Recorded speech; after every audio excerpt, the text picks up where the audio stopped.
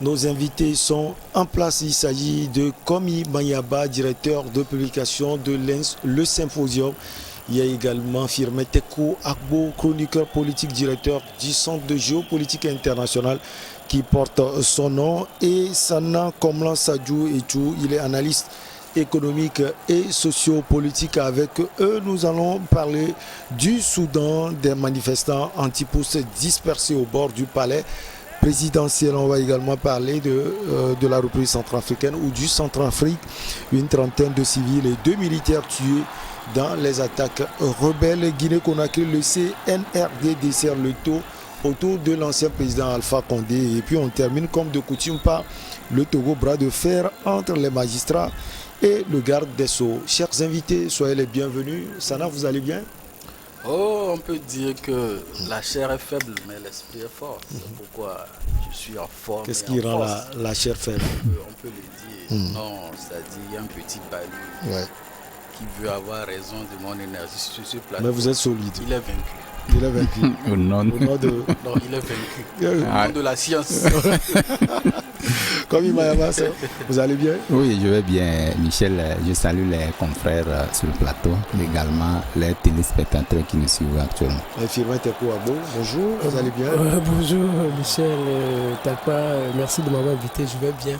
Mais je ne savais pas, Sana Sadio aussi biblique. Non, je n'ai pas évoqué de verset biblique. J'ai dit, la chair est faible, l'esprit est bien disposé. C'est la science. La condition dans laquelle je suis actuellement. Physiquement, je suis faible. Cette parole, on la trouve dans la Bible des chrétiens. Donc, je ne savais pas que vous lisiez la Bible. Le mot ascension et qu'il fallait qu'on retrouve ça dans la Bible pour dire que j'emprunte des mots à la Bible et que c'est trop facile. En tout cas, nous, on va parler du Soudan. Et les manifestations qui continuent, justement, des manifestants anti-pouces ont été dispersés, Sana, au bord du palais présidentiel. La manifestation continue contre le pouvoir actuel au Soudan et surtout contre l'accord entre la junte militaire au pouvoir et l'ancien Premier ministre, disons le Premier ministre. On peut lui dire que moi, quand je fais l'analyse de ces derniers 12 mois où il y a eu 4 coups d'État, je pense qu'il y a lieu de s'intéresser, de s'interroger. Là, vous voulez parler de toute l'Afrique? Absolument. Il y a lieu de s'interroger des fondamentaux sur lesquels se base notre démocratie. Parce qu'il suffit que des individus, fût-ils des gradés ou des militaires, prennent des armes pour énoncer des grèves, pour déposer un chef de l'État en exercice. Ou vice-versa, on invoque les populations dans les rues pour dire que voilà, le peuple est vent debout contre. Alors que si l'on veut se référer aux normes démocratiques auxquelles beaucoup de gens semblent inspirés, on nous dit que la voie d'accès au pouvoir, je m'inspire aussi de la charte de l'Union africaine sur la démocratie, personne ne peut venir par les armes. Donc aujourd'hui, la situation est un peu tendue au Soudan, parce que d'abord, il y avait un chef d'État qu'on appelle aujourd'hui dictateur Béchir qui a été déposé. Un autre gouvernement est venu, on a placé des autorités civiles en avant. Et les militaires aujourd'hui, je crois que c'est depuis le 25 octobre, si je ne m'abuse, qui ont vu que beaucoup de pans décisionnels des sphères très importants, bien stratégiques du Soudan leur échappaient. Donc aujourd'hui, ce qui nous est dit, c'est que voilà, on tire, on disperse les manifestants, mais moi je me demande, est-ce qu'au nom d'un appel au retour à un gouvernement civil, que des manifestants doivent se permettre de vouloir s'attaquer au siège des institutions de la République, comme la présidence. La présidence. Moi, je crois que c'est un dilemme qu'il faut suffisamment élucider, parce que des gens tapis dans l'ombre sont enclins, ou bien le font. Il y a eu des tentatives au Togo, on jette quelques groupuscules de personnes dans la rue et on s'arrange à exacerber les efforts de maintien de l'ordre, et quand ces derniers sont exacerbés et sont obligés parfois pour défendre d'aller un peu plus fort. Il y a des cas de tentative de lynchage, d'atteinte au bien public. On nous parle de répression sauvage, barbare. Je crois qu'il y a lieu vraiment de s'interroger sur les fondamentaux de notre démocratie.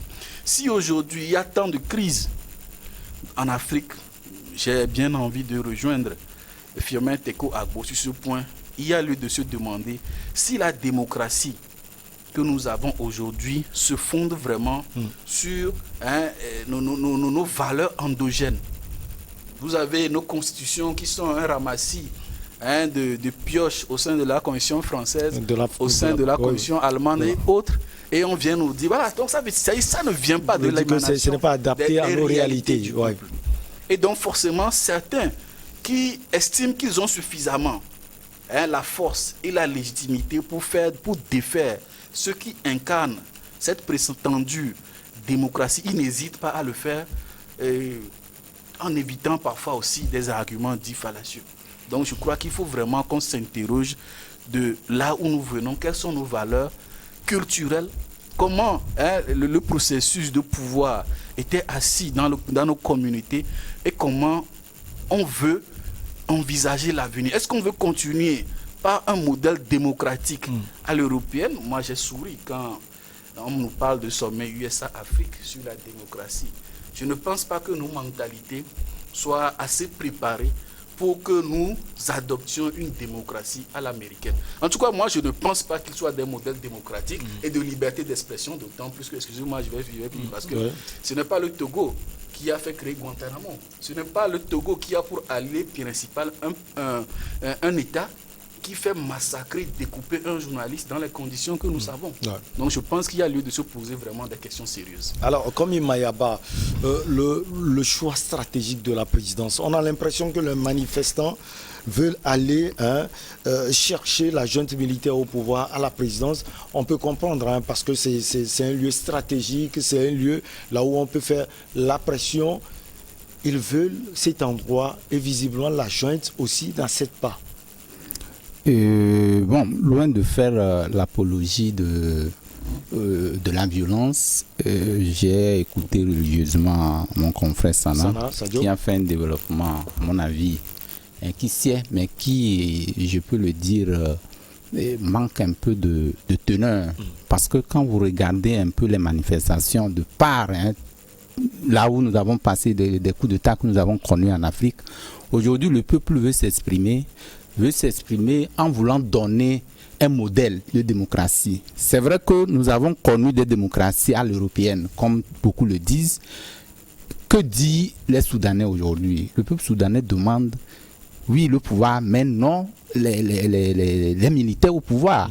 Donc, ces militaires justement, vous savez que le pouvoir de El-Béchi, c'est un régime génocidaire qui a fait beaucoup de génocides au Soudan. Et donc, aujourd'hui... Soudan du Sud. Il n'a pas été condamné pour ça. Oui, mais dans tous les cas, on l'a connu. Il est présumé. Voilà, c'est des présomptions. C'est vrai que c'est la communication aussi occidentale. En tout cas, voilà. C'est pour dire quoi? C'est pour dire aujourd'hui que même si nous voudrions peut-être avoir un modèle de démocratie, il va falloir que ceux qui sont au pouvoir pensent à l'intérêt supérieur de la nation. Parce que ce qui se passe aujourd'hui, les gens ne veulent pas lasser à un seul instant, donner un seul répit à ce qu'on appelle la bonne gouvernance. C'est ce qui décourage la plupart des peuples africains pour créer leur ras-le-bol, pour dire que mais si tel vient dans des conditions telles que nous savons, vous savez même que c'est un coup d'État, quoi qu'on dise aujourd'hui, il a dit, nul ne peut quand même accepter que quelqu'un vienne au pouvoir par la force. C'est vrai que aujourd'hui, comment l'appelle-t-on, le coup d'État a eu lieu et que celui qui a la manette du pouvoir est en train de mener des actions pour pouvoir amener l'apaisement. Le peuple dit, vous savez même que c'est le prix du pain qui a fait partie même IBK, enfin je parle de IBK, El-Béchi du pouvoir. Donc aujourd'hui, ces manifestations, quoi qu'on dise que c'est de façon saugrenue, c'est de façon, comment l'appelle-t-on, non préparé que les gens le font, je m'inscris en faux contre cette tendance parce que le peuple soudanais veut une transparence dans la gouvernance et en même temps, oui, la démocratie voudrait dire quoi? La démocratie ici, c'est que il faut les civils au pouvoir. Les civils, pour essayer au moins une gouvernance en dehors de ceux qui étaient au pouvoir. Donc c'est ça qui amène les gens à dire organiser des élections dans des conditions régulières pour amener des gens que le peuple soudanais veut choisir pour leur gouvernance. Je crois que c'est la meilleure solution qu'il faut adopter maintenant dans la plupart des pays. Parce que ça devient une épidémie. Vous voyez, la plupart des pays que nous connaissons aujourd'hui, c'est ce qui ont tendance à dire que si celui-ci ne fait pas bien, les gens vont sortir dans la rue pour faire partie par la rue.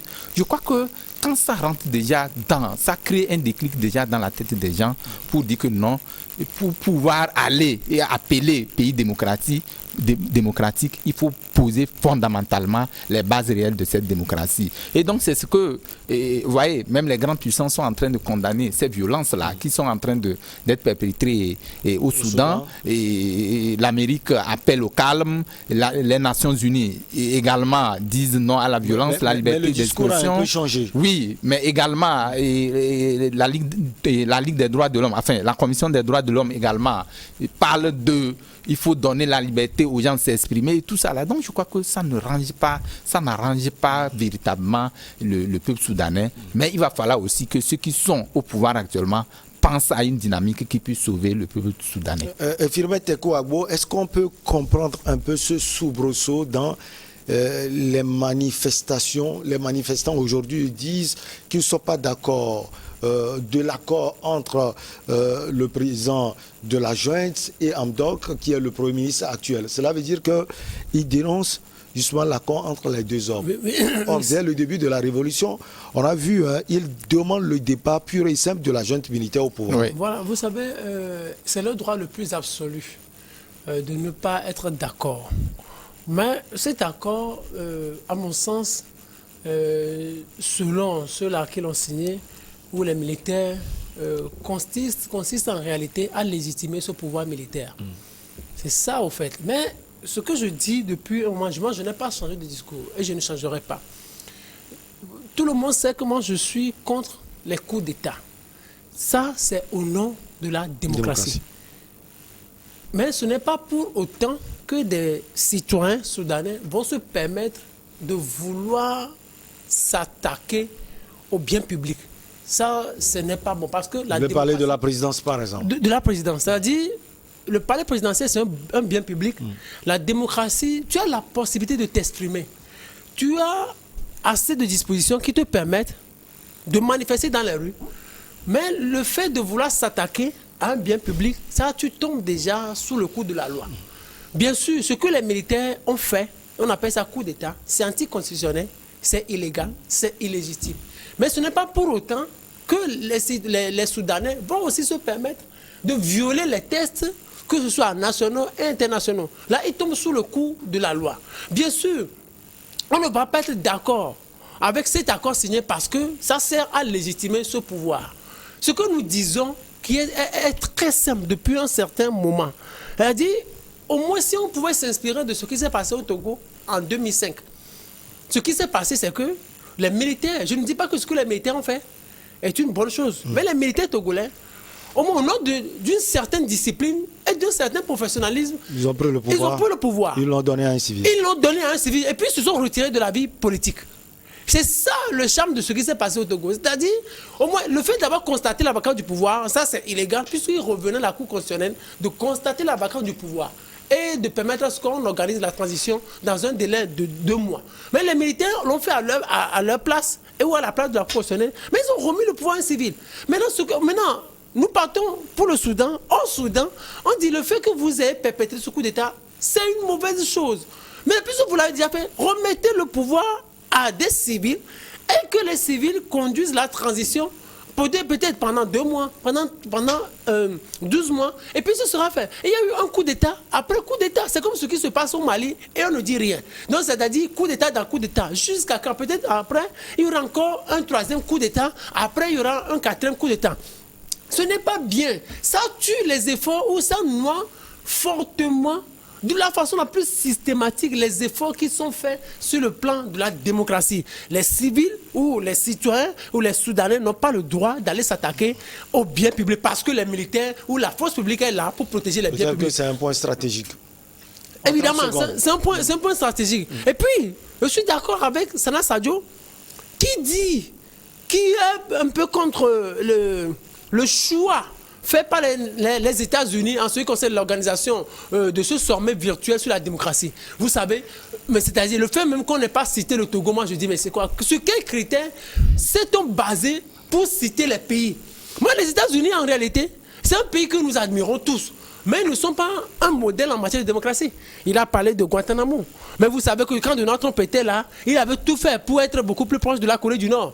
La Corée du Nord, c'est le régime le plus fermé au monde. Oui. Le régime le plus fermé au monde. Je ne sais pas si vous êtes une fois rendu, vous suivez même les documentaires qui sont faits. Dans ce pays, ce qui est là, ce pays, c'est-à-dire le président, le chef d'État nord-coréen meurt, tout le monde doit pleurer. Obligatoire. Oui, c'est un développement très riche, mais on va marquer la petite pause.